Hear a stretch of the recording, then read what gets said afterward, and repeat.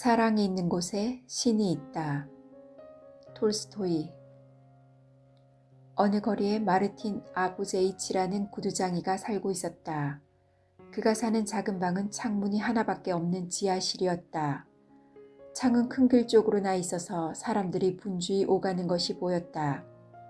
사람들이 발밖에는 보이지 않았지만 마르틴은 구두만 보아도 누구인지 알아냈다. 마르틴은 한 군데에서 오래 살았기 때문에 주위에 아는 사람이 많았다. 이 거리에 사는 사람치고 구두를 고치기 위해 마르틴의 신세를 한두 번 지지 않은 사람은 거의 없었다. 구두창을 갈거나 터진 데를 다시 기우거나 둘레를 꿰맨 것도 있었다. 그래서 가끔 자기가 수선해준 구두를 보게 되는 경우도 있었다. 또 일감도 많이 들어왔다. 마르틴은 언제나 재료는 좋은 것을 사용하고 가격도 싼 데다가 약속 날짜도 꼬박꼬박 지켰다. 그리고 손님에게 늘 친절하게 대했다. 이러한 마르틴의 성품을 잘 알았기 때문에 일감이 언제나 끊임없이 들어왔던 것이다. 마르틴 아부제이치는 원래 착한 성품이었는데 나이가 들면서부터는 더욱 신께 다가가는 생활을 하려고 노력했다. 마르틴의 아내는 마르틴이 아직 주인 밑에서 조수로 일하고 있을 때 세상을 떠났다. 그에게는 3살 난 어린 아들이 하나 있을 뿐이었다. 어찌된 일인지 위의 큰아들은 모두 죽어버린 것이다. 아내가 죽은 뒤 마르틴은 어린 아들을 시골에 계시는 누님에게 맡기려 했다. 그러나 어머니도 없는 어린 카피토시카를 다른 사람에게 맡기려니 치근한 생각이 들었다. 그래서 가엾은 카피토시카를 아버지 곁에서 자랄 수 있게 하기로 마음먹은 것이다. 마르틴은 주인 밑에서 나와 아이와 단둘이 새빵살이를 했다. 그런데 이게 무슨 운명의 장난이란 말인가. 어린 카피토시카가 제법 자라서 아버지의 심부름을 할 만한 나이가 되자 병으로 앓아눕더니 일주일가량 고열로 고통스러워하다 끝내 눈을 감고 말았다. 아들의 장례를 마치고 난 마르틴은 완전히 시리에 빠지고 말았다. 그런 나머지 신을 원망하게 되었다. 너무나 비참한 마음의 마르틴은 차라리 자기를 데려가 달라고 신께 기도드린 적도 한두 번이 아니었다. 그리고 늙은 자기보다 어리고 하나밖에 없는 아들을 데려가신 하나님께 원망의 말을 늘어놓았다. 마르틴은 더 이상 교회에도 나가지 않게 되었다.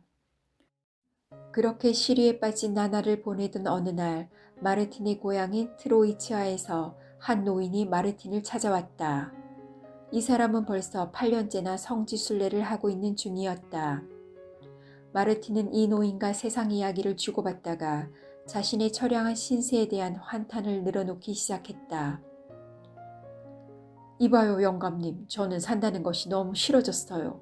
그저 죽고 싶은 마음뿐입니다. 오직 내 목숨을 거두어 달라고 그 한 가지만을 하나님께 빌고 있지요. 이제 아무 소망도 없는 인간이 되어버렸으니. 그러자 노인이 말했다. 마르틴, 그것은 자네가 잘못 생각하는 것일세. 우리는 하나님께서 하시는 일에 대해 옳다 그르다 말할 수 없어. 무슨 일이나 우리의 지혜로서가 아니라 하나님의 뜻에 따라 결정되는 것이니까. 자네 아들은 죽고 자네는 살아야 한다는 것은 하나님께서 결정하신 일이라네. 그것에 낙심해서 하나님을 원망하고 죽기만을 바라는 것은 자네가 자신의 즐거움만을 위해 살려 하기 때문이야. 그럼 무엇 때문에 산다는 건가요? 그러자 노인은 이렇게 말했다. 하나님을 위해 살아야 해, 마르틴. 하나님께서 주신 생명이니까 하나님을 위해 사는 것이 도리 아닌가? 하나님을 위해 산다면 아무 걱정 없고 모든 일이 마음 편안하게 생각되네. 마르틴은 잠시 조용히 있다가 다시 입을 열었다. 하나님을 위해 살다니 도대체 어떻게 하는 건가요? 그러자 노인이 대답했다. 하나님을 위해 어떻게 살아야 하는지는 그리스도께서 이미 가르쳐 주셨네. 자네 글 읽을 줄 알지? 성경을 사서 읽어보게. 그러면 하나님을 위해 산다는 일이 어떤 것인지 알게 될 거야. 거기에는 무엇이든 다 적혀 있으니까. 이 말이 마르틴의 마음을 움직여 그 즉시 마르틴은 커다란 활자로 된 신약 성서를 사다가 읽기 시작했다. 처음에는 일요일이나 축제일에만 읽을 생각이었으나 한번 읽기 시작하자 성서 속에 완전히 끌려들어가 날마다 읽게 되었다. 너무 열심히 성경의 내용에 몰두해 읽다가 램프의 기름이 다 닳는 줄도 모르는 때도 있었다. 마르틴은 책에서 눈을 떼지 못할 정도였다. 이렇게 하여 마르틴은 날마다 성경책을 읽게 되었다. 읽으면 읽을수록 하나님께서 무엇을 말씀하시는지, 하나님을 위해 산다는 것이 어떤 것인지를 분명히 알 수 있게 되자 마음은 점점 안정되고 가벼워지는 것이었다. 전에도 잠자리에 누워도 한숨을 내쉬며 어린 카피토시카의 일만 생각하고는 했는데 지금은 오로지 하나님이시여 하는 기도만을 들을 뿐이었다. 그런 뒤로부터 마르틴의 생활은 완전히 달라졌다. 전에는 축제일 같은 때면 할 일 없이 놀러만 다니고 음식점에 들어가 차나 술을 마시기도 했다. 친구들과 어울려 술을 한 잔 마시고 나면 별로 취하지 않았는데도 괜히 술주정을 부리거나 큰 소리를 치며 시비를 걸기도 했다. 그러나 이제 그런 일은 전혀 없어졌다. 조용하고 침착한 가운데 보람 있는 날들을 보냈다. 아침부터 정한 시간까지 작업을 마치고 나면 램프를 걸쇠에서 벗겨 테이블 위에 놓고 벽장에서 성경을 꺼내어 조용히 앉아 읽기 시작하는 것이었다. 성경을 읽으면 읽을수록 깊은 뜻을 알게 되어 새로운 기쁨이 솟아나며 즐거워졌다. 여느 때처럼 마르틴은 그날도 밤늦게까지 열심히 성경을 읽고 있었다. 마침 누가복음을 읽고 있었는데 제6장 29절부터 31절에 걸쳐 이런 말이 적혀 있었다. 이 뺨을 치는 자에게 저 뺨도 돌려대며 내 겉옷을 빼앗는 자에게 속옷도 금하지 말라. 물은 내 것을 구하는 자에게 주며 내 것을 가져가는 자에게 다시 달라지 말며 남에게 대접을 받고자 하는 대로 너희도 남을 대접하라. 그리고 나서 46절을 읽었는데 거기에는 이렇게 쓰여 있었다. 너희는 나를 불러 주여 주여 하면서도 어찌하여 말하는 것을 행하지 아니하느냐. 내게 나와 내 말을 듣고 행하는 자마다 누구와 같은 것을 너희에게 보이리라. 집을 짓되 깊이 파고 주추를 반석 위에 놓은 사람과 같으니 큰 물이 나서 탕류가 그 집에 부딪히되 잘 지은 연고로 능히 요동하게 못하였거니와 듣고 행치 아니하는 자는 주추 없이 흙 위에 집 지은 사람과 같으니 탕류가 부딪힘에 집이 꼭 무너져 파괴됨이 심하리라. 이 말을 읽고 나자 마르틴은 마음속에 더없이 큰 기쁨을 느꼈다. 그리고 안경을 벗어 책 위에 놓고 테이블 위에 팔꿈치를 개고 곰곰이 생각해 보았다. 이제까지 해온 많은 일들을 이 말씀에 견주어 생각하는 것이었다. 내 집은 어떤가? 반석 위에 세운 집인가? 모래 위에 세운 집인가? 반석 위에 세운 집이라면 얼마나 좋을까? 이처럼 홀가분한 마음으로 조용히 혼자 있으면 모든 일을 하나님께서 분부하시는 대로 따를 수 있을 것 같은데 어느 순간에 죄를 짓게 되니 아무쪼록 하나님을 위해 열심히 살아야겠어. 아, 정말 유쾌하구나. 바라건대 하나님이시여 저에게 힘을 내려 주시옵소서. 마르틴은 그렇게 유쾌한 마음을 간직한 채 잠자리 들고 싶었지만 쉽사리 성경책을 놓을 수가 없었다. 그래서 다시 제7장을 읽어 내려갔다. 가버나움에 주둔하고 있는 로마 군대 백부장의 이야기를 읽고 요한이 그의 제자에게 대답한 대목, 그리고 마침내 부자 바리새인이 예수를 자기 집에 초청한 장면까지 읽었다.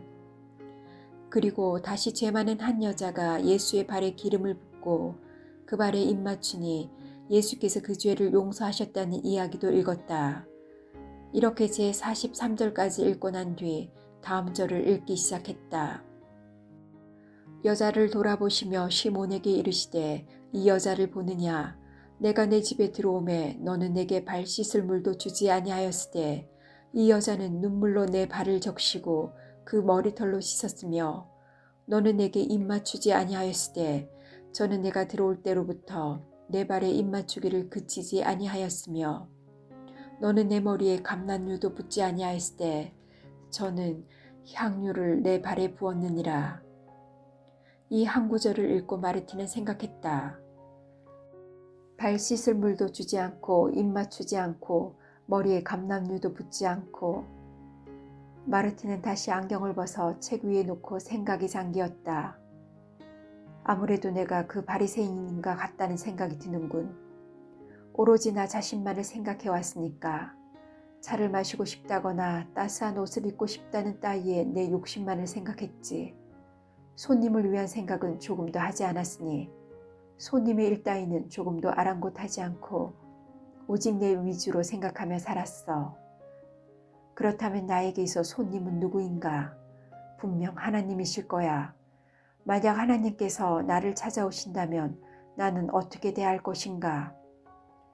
마르티는 턱을 개고 생각이 잠기다 어느새 깜빡 잠이 들고 말았다. 마르틴! 문득 등 뒤에서 누군가 자기를 부르는 소리가 들렸다. 마르틴은 깜짝 놀라 자리에서 일어났다. 누구지? 나를 부르는 사람은? 고개를 돌려 문 쪽을 보았지만 아무도 없었다. 다시 몸을 엎드려 눕자 갑자기 또렷하게 말하는 소리가 들려왔다. 마르틴, 마르티나, 내일 창 너머로 큰 길을 보아라. 내가 그곳으로 갈 터이니. 마르틴은 자리에서 일어나 눈을 비볐다. 그 말소리를 꿈속에서 들었는지 깨어서 들었는지 갈피를 잡으려 했지만 도무지 알 수가 없었다. 그래서 다시 램프를 끄고 잠자리에 들었다. 다음 날 마르틴은 아직 어둠이 채 가시기도 전인 새벽에 자리에서 일어나 하나님께 기도를 드리고 난로에 불을 피워 국과 보리죽을 끓였다. 그리고 주전자를 준비하고 앞치마를 두른 뒤 창가에 앉아 일을 하기 시작했다. 마르틴은 일을 하면서도 어젯밤 일만을 생각하고 있었다. 우연히 자기의 귀에 그런 소리가 들린 것처럼 생각되는 것뿐이라고 단정지었다가 또 한편으로는 정말로 그런 소리를 들었다고 생각했다. 뭐 이런 일은 흔히 있을 수 있는 일이니까. 마르틴은 가볍게 생각해 버리려고 했지만 일을 한다기보다 창 너머로 큰 길을 내다보는 편이 더 많았다. 처음 보는 구두를 신고 지나가는 사람이 있으면 몸을 일으켜 밖을 내다보면서 구두뿐만 아니라 얼굴까지도 보려고 애썼다. 새로 맞춘 가죽 장화를 신은 정원지기가 지나가는가 하면 무거운 짐에 지게를 진 일꾼도 지나갔다. 시간이 조금 흐른 뒤에 여기저기 꿰맨 흔적이 있는 낡은 장화를 신은 니콜라이 1세 때의 늙은 병사가 삽을 들고 창 앞으로 다가왔다. 장화를 보는 순간 마르틴은 곧 그 사람이라는 것을 알았다. 이 늙은 병사는 스체바느비치라고 불렸는데 옆집 가게 주인이 인정상 데리고 살았다. 그가 하는 일은 정원지기를 도와주는 것이었다. 스체바느비치는 마르틴의 창 바로 앞에서 길에 쌓인 눈을 치우기 시작했다. 한참 동안 스체바느비치를 바라보던 마르틴은 다시 일을 하기 시작했다. 아무래도 나도 나이가 드니 노망이 들려나 봐. 마르틴은 속으로 중얼거리며 웃었다. 스체바느비치가 눈을 치우고 있는데 나는 예수가 오신 게 아닌가 생각하고 있으니 이런 한심한 노릇이 다 있나. 아주 정신이 나갔군. 그러나 얼마쯤 구두를 고치는 일을 했나 싶었는데 마르틴의 마음이 다시 창밖으로 끌렸다. 밖을 내다보니 스체바느비치는 삽을 벽에 기대놓고 볕을 쬐는 것 같기도 하고 쉬고 있는 것 같기도 한 모습으로 멍하니 서 있었다. 마르틴은 스체바느비치가 이제는 늙어서 눈을 치울 기력도 없는 것이라고 생각했다. 저 사람에게 차라도 한 잔 대접할까? 마침 주전자에 물도 끓였으니. 측은한 마음이 든 마르틴은 일손을 멈추고 일어나 주전자를 테이블 위에 올려놓고 차를 준비한 다음 손가락으로 창문 유리를 톡톡 두드렸다. 스체바느비치는 소리나는 쪽을 돌아다보고 창가로 왔다. 마르틴은 손짓을 하면서 문을 열고 나갔다. 스체바느비치, 추운데 들어와 몸 좀 녹이게나. 몸이 꽤 얼었는데. 아이고 고맙네. 온몸에 뼈마디가 다 쑤시는구먼. 스체바느비치는 반갑게 대답했다. 스체바누비치는 들어오면서 눈을 털고 마룻바닥에 자국이 나지 않도록 장화에 묻은 눈을 닦으며 심하게 몸을 떨었다. 닦지 않아도 돼. 이리 주게. 내가 털 테니. 구두 터는 거야. 내가 늘 하는 일이니까. 자, 여기 난로 곁으로 와서 앉게나. 마르티는 2개의 잔에 차를 부어 하나를 그에게 건네주고 자기도 찻잔을 들어 마셨다. 차를 다 마시고 나자 스체바누비치는 잔을 테이블 위에 올려놓고 잘 마셨다고 고마워했다. 그러나 차를 좀 더 마시고 싶은 듯 빈 찻잔을 내려다보며 아쉬운 표정을 지었다. 차 한 잔 더 하고 가게나. 마르티는 자기 잔과 스체바누비치의 잔에 차를 가득히 따랐다. 그런데 차를 마시면서도 마르틴의 눈길은 자꾸 큰 길 쪽을 바라보게 되었다. 누구 기다리는 사람이라도 있는가, 마르틴? 누굴 기다리느냐고? 누굴 기다리는지는 쑥스러워 말 못하겠네. 기다리는 것도 아니고 그렇다고 기다리지 않는 것도 아니지. 간밤에 얼핏 어떤 목소리를 들었는데 그게 기억에서 사라지지 않고 맴돌아. 꿈인지 생시인지 잘 모르겠어. 어젯밤에는 성경에서 그리스도가 이 세상 여러 곳을 다니며 고생하는 이야기를 읽었네. 자네도 물론 읽었거나 들어서 잘 알고 있는 내용일 테지. 들어서 알지. 나야 배우지 못해서 글을 읽을 줄 모르지 않나. 나는 예수가 이 세상을 두루 다니는 장면을 읽었네. 내 얘기를 잘 들어봐. 스체바누비치, 예수님이 말이야. 바리새인이 집에 오셨는데 바리새인이 변변히 대접도 하지 않았다라는 구절을 읽었거든. 그런데 나는 그 구절을 읽으며 생각이 잠기지 않을 수 없었네. 예수님을 대접하지 않다니 그게 있을 법한 일인가? 그렇지만 혹시 나에게, 나 또한 다른 누군가에게 예수님께서 찾아오셨다면 어떤 대접을 할지 모른단 말이야. 그러나 그 바리새인이는 분명 충분한 대접을 못했어. 이런 생각을 하면서 앉은 채 그냥 잠이 들어버렸지. 그런데 어디선가 나를 부르는 소리가 들리지 않겠나. 그래서 나는 몸을 바로 세우고 가만히 소리나는 쪽을 향해 귀를 기울였지. 누군가가 또렷한 음성으로 기다려라, 내일 내가 갈 테니 하고 말하지 않겠나. 그것도 2번이나 되풀이해서 말이야. 그래, 그 말이 생생히 되살아나서 아무리 나 자신을 타일러 자제하려 해도 예수님의 방문이 기다려지는구먼.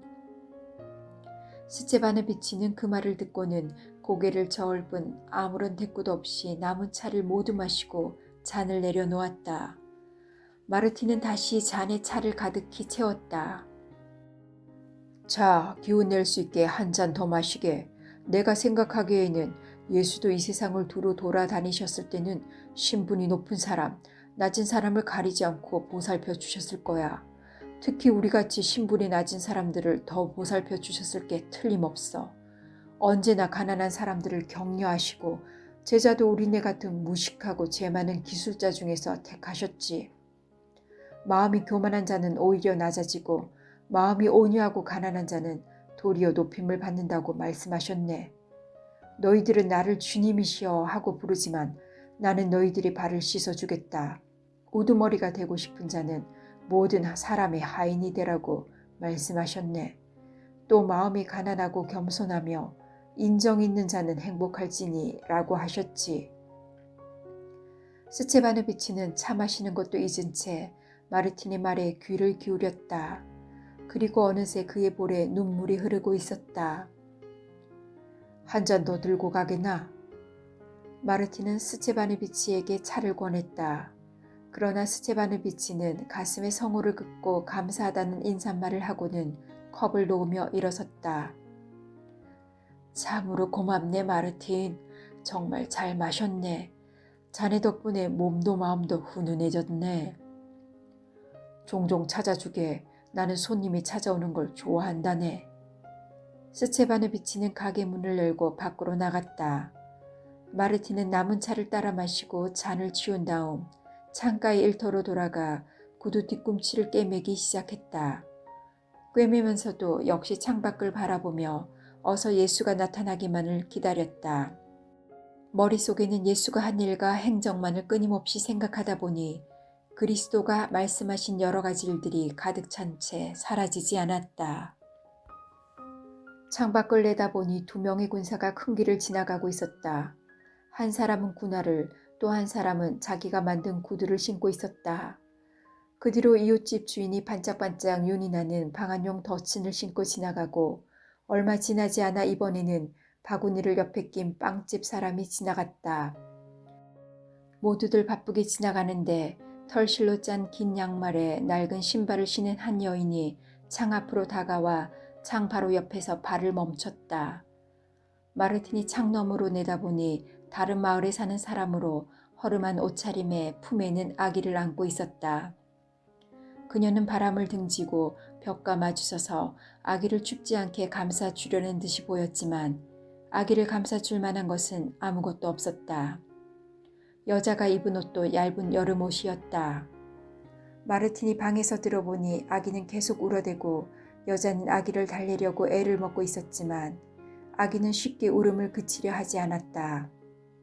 마르틴은 일어서서 밖으로 나가 돌층계 위에서 큰 소리로 불렀다.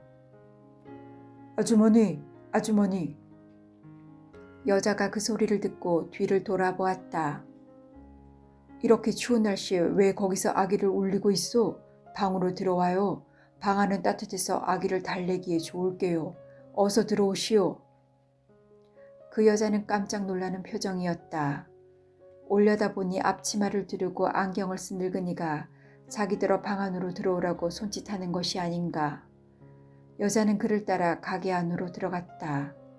층계를 내려가 방에 들어서자 노인은 여자를 난로 곁에 앉혔다. 자, 아주머니 여기 앉으시오. 난로 가까이. 몸을 녹이면서 아기에게 젖을 주도록 해요. 젖이 나오지 않아요.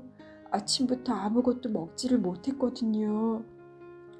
마르틴은 여인이 너무 가여운 생각이 들어 혀를 차며 테이블로 가서 그릇과 빵을 꺼내더니 난로 위에 놓인 따뜻한 수프를 꺼내서 그릇에 담았다. 보리죽이 담긴 항아리를 열어보았으나 죽이 아직 덜 익어 있었다. 그래서 스프만 따라 식탁 위에 놓았다. 그리고 나서 빵을 놓고 이어서 냅킨을 식탁 위에 놓았다. 여기 앉아서 어서 먹어요. 아기는 내가 안고 있을 테니. 나도 전에는 아기가 있었으니 잘 본다우. 여자는 식탁에 앉아 성우를 긋고 음식을 먹기 시작했다. 마르틴은 아기가 있는 침대에 걸터 앉아 열심히 아기를 달래려고 입술을 오므려 소리를 내려 했지만 잘 되지 않았다. 이가 다 빠져버려 소리가 나지 않았던 것이다. 아기는 자꾸만 울어댔다. 그래서 마르틴은 자기 입가에 손가락을 대고 이리저리 움직이며 달래었다. 아기 입안에 손가락을 넣지는 않았다. 송진등이 묻어서 손이 매우 지저분했기 때문이다. 아기는 손가락을 쳐다보고는 울음을 그치더니 이윽고 벙실벙실 미소를 지었다. 아기의 웃는 모습을 보니 마르틴도 기분이 좋아 웃었다. 여자는 식사를 하면서 자기 신세에 대해 이것저것 말하기 시작했다. 저의 남편은 군인이에요. 8달 전에 어딘지도 모르는 먼 곳으로 전출되었는데 통 소식이 없답니다. 저는 남의 집 한여로 들어가서 일을 했는데 시작한 지 얼마 되지 않아 이 아이를 낳았어요. 그러자 아이를 데리고 있어서 일을 제대로 못한다고 쫓겨났지요. 벌써 3개월째 일자리를 구하지 못했습니다. 입고 있던 옷도 팔고 이젠 유모 일이라도 하고 싶지만 그런 자리도 없어요. 몸이 너무 말라서 젖이 제대로 나오지 않으니까요. 지금은 장사하는 어떤 아주머니에게 다녀오는 길이에요. 그 집에 제가 아는 마을 여자가 일을 하고 있는데 저를 써주겠다고 약속이 되어 있었어요. 저는 오늘부터 일을 시작할 수 있을 줄 알고 갔는데 다음 주에 다시 오라는군요. 그런데 그 집이 너무 멀어서 저도 지쳐 쓰러질 지경이었지만 갓난아이도 여간 혼이 나지 않았어요. 그나마 다행인 것은 지금 살고 있는 집의 주인 아주머니께서 하나님을 믿는 고마운 분이세요. 그래서 우리 모자를 불쌍하게 여기신답니다. 그렇지 않았더라면 우리 모자는 오래전에 쫓겨났을 거예요. 그럼 어떻게 살아갈 뻔했는지. 여자의 이야기를 들은 마르틴은 긴 한숨을 내쉬며 말했다. 그래, 따뜻하게 입을 만한 옷 한 벌 없어요? 이제 따뜻한 옷을 입어야 하는 때가 되었지만 바로 어제도 하나밖에 없는 목도리를 20코페이카에 저당 잡힌 형편이에요. 그녀는 침대로 다가와 아이를 안았다. 마르틴은 일어나 벽계로 가더니 무엇인가를 한참 동안 찾기 시작했다. 이윽고 소매 없는 낡은 외투를 들고 돌아왔다. 자, 이걸 입어요. 다 낡았지만 그래도 아기는 감쌀 수 있을 거요. 여자는 소매 없는 외투와 마르틴 노인을 번갈아 보더니 그만 울음을 터뜨렸다. 마르틴도 눈물이 나올 듯하여 고개를 돌렸다. 그리고 침상 밑으로 들어가 옷개짝을 꺼내놓고 그 안을 뒤졌다. 여자가 말했다. 정말 감사합니다. 하나님께서 복을 내려주실 거예요. 아마도 주님께서 저를 할아버지 가게 창 앞으로 보내신 모양이에요. 하마터면 아이를 얼려 죽일 뻔했었는데 집을 나설 때만 해도 날씨가 따뜻했는데 갑자기 추워지더군요. 이것은 분명 예수께서 할아버지를 창가에 앉게 하셔서 저의 가엾은 모습을 보실 수 있도록 한 게 틀림없어요. 할아버지께 도움을 받을 수 있도록 말이지요. 마르틴은 빙그레 미소를 지으며 말했다. 듣고 보니 가영 그렇군요. 예수께서 나를 저기 앉게 하셨어요. 사실 내가 창밖을 내다보고 있었던 것은 공연히 그런 것이 아니라오. 마르틴은 병사의 아내에게 어젯밤에 겪었던 일을 이야기하며 예수께서 오늘 자기에게 오시겠다고 약속한 일을 들려주었다. 우리를 살려주시겠다는 하나님의 따뜻한 은총이 아닐지. 여자는 일어나 소매 없는 외투를 입고 그 속에 아기를 감싸 안은 다음 다시 허리를 굽혀 마르틴에게 인사했다. 자, 그리스도의 사랑으로 이 돈을 받으시오. 마르틴은 여자에게 20코페이카를 주었다. 이 돈으로 목도리를 찾아 두르도록 해요. 여자는 성호를 그었다. 마르틴도 성호를 그어 여자의 인사에 답례한 뒤 배웅했다. 여자가 나가자 마르틴은 간단한 음식을 먹고 뒷정리를 한 다음 손에 일감을 잡았다. 그러나 일을 하면서도 눈을 창밖으로 돌려 내다보는 일은 잊지 않았다.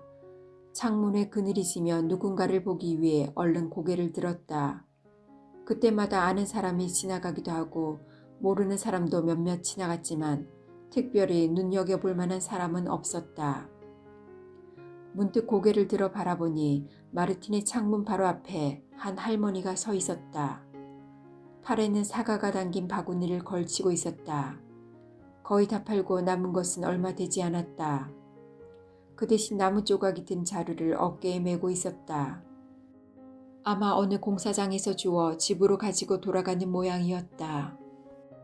그런데 자루가 너무 무거워 다른 쪽 어깨에 바꿔매려고 자루를 한길 위에 내려놓고 사과 바구니를 팔뚝에 걸어놓은 채 자루 속의 나뭇가지들을 추스르고 있었다. 할머니가 자루를 막 들어 올리려는 순간 어디서 나타났는지 찢어진 모자를 쓴 사내 아이 하나가 쏜살같이 뛰어와 바구니에서 사과 한 개를 훔쳐가지고 달아나려 했다. 그러나 할머니는 재빨리 눈치를 채고 곧 돌아서서 그 아이를 붙잡았다. 사내 아이는 발버둥을 치며 벗어나려고 했지만 그럴수록 할머니는 두 손을 꽉 붙잡고 모자를 벗기더니 머리카락을 움켜잡았다. 사내 아이는 용서를 빌기는커녕 욕설을 퍼부으며 할머니에게 대들었다. 이 광경을 본 마르틴은 바늘을 어디다 찔러 놓을 겨를도 없이 일감을 마룻바닥에 내동댕이 치고 문 밖으로 뛰어나갔다. 급히 뛰어나가다가 층계에 발이 걸려 안경을 떨어뜨렸다. 마르틴이 한 길로 달려갔을 때 할머니는 그 애의 머리카락을 잡고 욕을 하면서 경찰서로 가자고 실랑이를 벌이던 참이었다. 사내 아이는 필사적으로 빠져나가려고 발부둥치며 큰 소리로 소리쳤다. 나는 훔치지 않았어요. 훔치지 않았다고요. 이거 나요. 마르틴이 나서서 사내 아이의 손을 잡고 말했다. 할머니 놓아주세요. 예수님의 사랑으로 이 아이를 용서해 주세요. 놓아주기야 하겠지만 앞으로 다시는 이런 못된 짓을 하지 못하게 경찰에 끌고 가서 혼을 좀 내주어야 돼. 마르틴은 할머니를 달랬다. 그만 놓아주시구려. 그만하면 됐어요. 다시는 안 그럴 테지. 예수님의 이름으로 놓아주십시오. 할머니는 손을 놓았다. 사내 아이가 얼른 도망치려 하는 것을 마르틴이 붙잡아 세우고 말했다. 할머니께 잘못했다고 빌어라. 이제부터 이런 나쁜 짓은 절대로 하지 마라. 난 내가 사과를 훔치는 걸 똑똑히 보았단다. 사내 아이는 훌쩍거리며 사과했다. 그래, 이제 됐다. 자, 이 사과를 하나 가지고 가거라. 마르틴은 바구니에서 사과 하나를 꺼내어 사내 아이에게 주며 할머니에게 말했다. 할머니, 이 사과 값은 제가 드리도록 하지요. 쓸데없는 짓을 했어. 이런 아이들은 평생 잊어버리지 않도록 한 일주일 정도 따끔하게 혼을 내주어야 하는데. 할머니의 말에 마르틴이 다시 말했다. 아니에요, 할머니. 그거야 물론 우리 인간들 생각이지요. 하지만 예수님의 뜻은 그게 아닙니다.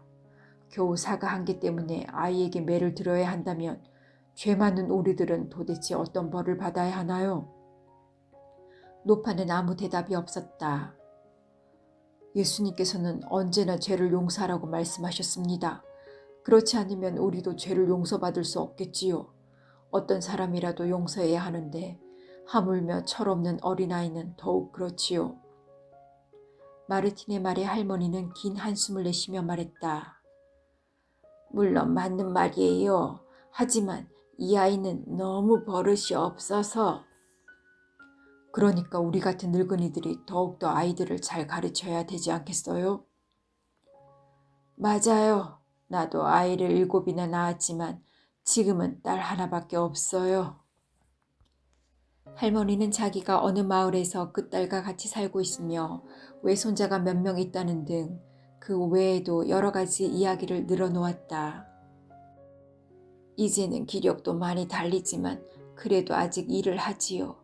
어린 손자들이 너무 가여워서요. 아이들이 어찌나 착한지 내가 집에 돌아가면 모두 나와 마중을 한답니다. 글쎄, 우리 아쿠슈트는 내 곁을 떠나를 하지 않고 졸졸 따라다니면서 할머니, 우리 할머니가 제일 좋아 라고 말하지요. 어느새 할머니의 마음은 완전히 풀어져 있었다. 너도 물론 철없는 생각에 그런 행동을 했겠지. 할머니는 사내 아이를 보며 말했다. 노파가 자루를 등에 지려고 하자 사내 아이가 재빨리 나서며 말했다. 할머니, 제가 들여다 드릴까요? 저도 같은 길로 가니까요. 노파는 뭐라고 웅얼거리며 자루를 사내 아이의 어깨에 올려주었다. 이렇게 해서 두 사람은 나란히 길을 걷기 시작했다. 노파는 마르틴에게 사과값을 받는 것도 잊어버린 모양이었다. 마르틴은 우두커니 서서 두 사람의 뒷모습을 바라보며 두 사람이 나누는 이야기에 귀를 기울였다.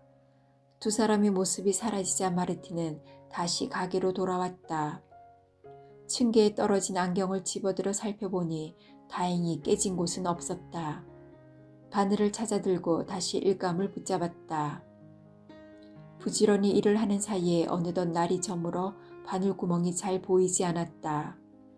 벌써 한 길에는 가스등을 켜는 인부가 불을 켜느라고 돌아다니고 있었다. 아무래도 등불을 밝혀야겠어. 마르틴은 이렇게 생각하며 램프에 불을 붙여 고리에 걸고 다시 일을 시작했다. 한쪽 장화를 만들고 난 뒤 이리저리 살펴보니 잘 꿰매져 있었다. 연장을 정리하고 가죽 조각들을 쓸어낸 다음 실과 바늘을 제자리에 넣어 정리했다. 그리고 램프를 떼어 테이블 위에 놓은 뒤 벽장에서 성경을 꺼내었다. 어젯밤 읽다 만 곳을 펼치려고 했는데 다른 데가 펼쳐졌다.